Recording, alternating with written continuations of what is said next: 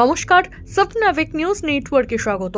না 24 ঘন্টাও কাটেনি, গতকাল ঠিক এই এলাকায় অর্থাৎ পানিহাটি পৌরসভার 29 নম্বর ওয়ার্ডে পৌঁছে জমা জলের যন্ত্রণা সরাসরি তুলে ধরেছেন আমাদের দুই প্রতিনিধি গৌতমী নাথ ও শ্যামলেন্দু পাল। গতকালই আপনারা দেখেছেন রাস্তার জল উঠে এসেছে বাড়িতে। কার্যত এক সপ্তাহ ধরে নরক যন্ত্রণার মধ্যে দিন যাপন করতে হচ্ছে পানিহাটি 29 নম্বর ওয়ার্ডের বাসিন্দাদের। এবার ওই অঞ্চলের নিকাশি ব্যবস্থা নিয়ে এদিন সরব হলেন বাসিন্দারা। পানিহাটির 29 নম্বর ওয়ার্ডের জল বেরোনোর কোনো কালভার্ট তৈরি করা হয়নি। KMDA কে কাঠগড়ায় দাঁড় করিয়ে বিক্ষোভে ফেটে পড়লেন তারা।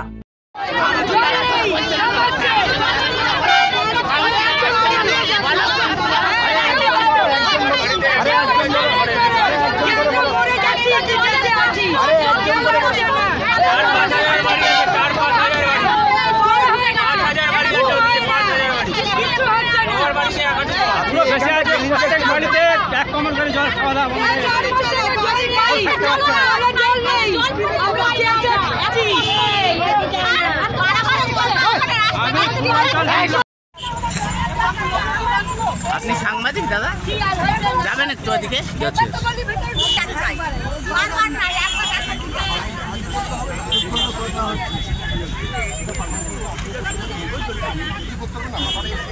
এটাকে করতে হবে, এটাকে করতে হবে। এই কালভার্টটা যদি ওইখানের সঙ্গে করে দেন তাহলে সমস্যা অনেকটা ক্লিয়ার হবে। ये जो कालवर्ट है ये तो अंडरग्राउंड आपने करा है, एक ठीक से आपको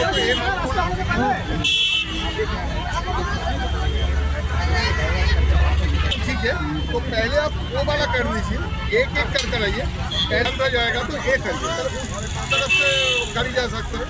एक एक कर आप लोग इसी का जो है इसका जो ये आप पहले पानी जाने का रास्ता क्लियर कीजिए। रास्ता तो है, वो क्लियर आप लगा दीजिए।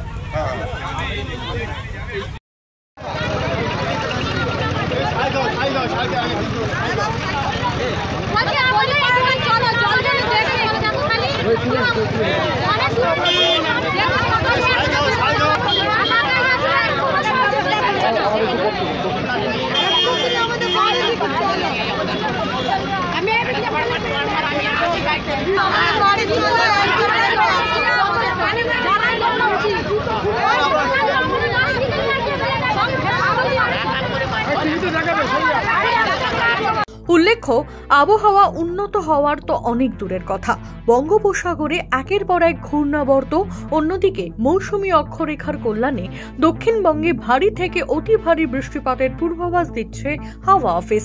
এই কয়েকদিনের টানা বৃষ্টিতে জলমগ্ন হয়ে পড়েছে পানিহাটির গোটা 29 নম্বর ওয়ার্ড।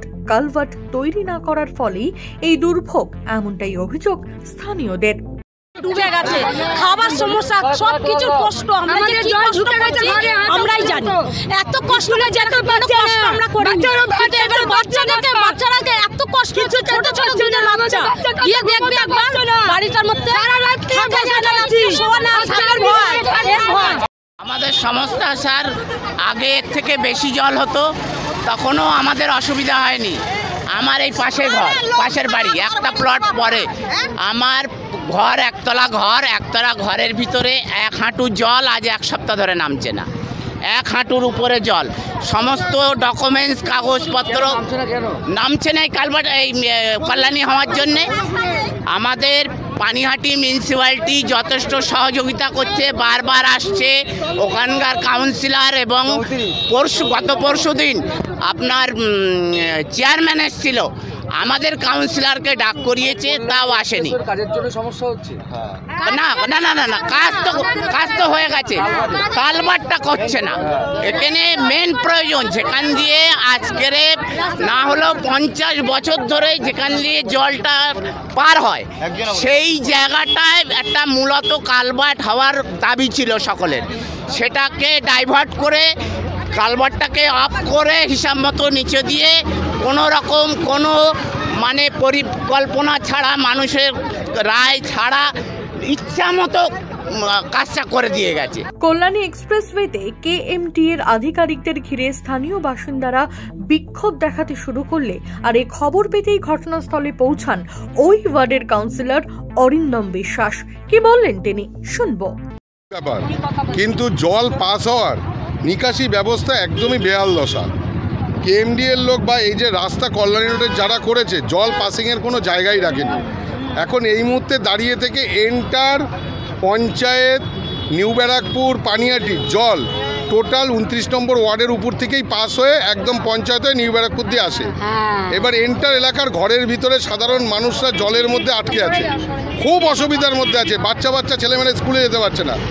বাধ্যতামূলক আমাদের দায়িত্ব নিয়ে এই কল্যাণী রোডের ড্রেন কাটিয়ে রাস্তাটা কাটে। এই রাস্তাটা যদি সাবওয়ে জল পাস হওয়ার থাকতো তাহলে এত প্রবলেম হতো না। বাধ্যতামূলক আমাদের কিছু করার নেই। সাধারণ মানুষ যেভাবে ভুগছে, কষ্টে আছে, আমাদের আর কোনো রাস্তা ছিল না।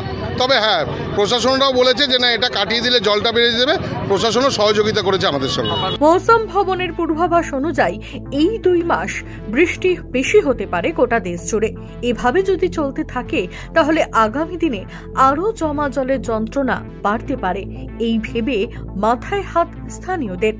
এ যন্ত্রণা থেকে আদৌ মুক্তি পাওয়া সম্ভব হবে কিনা উঠছে প্রশ্ন। রাজা দে, সাবনাভিক নিউজ, পানিহাটি। সমস্ত খবরের আপডেট পেতে লাইক করে সাবস্ক্রাইব করুন সাবনাভিক নিউজ। সেই সঙ্গে বেল বাটন প্রেস করতে ভুলবেন না। আপনাদের একটা সাবস্ক্রিপশন আমাদের জন্য অত্যন্ত মূল্যবান। জয় হিন্দ।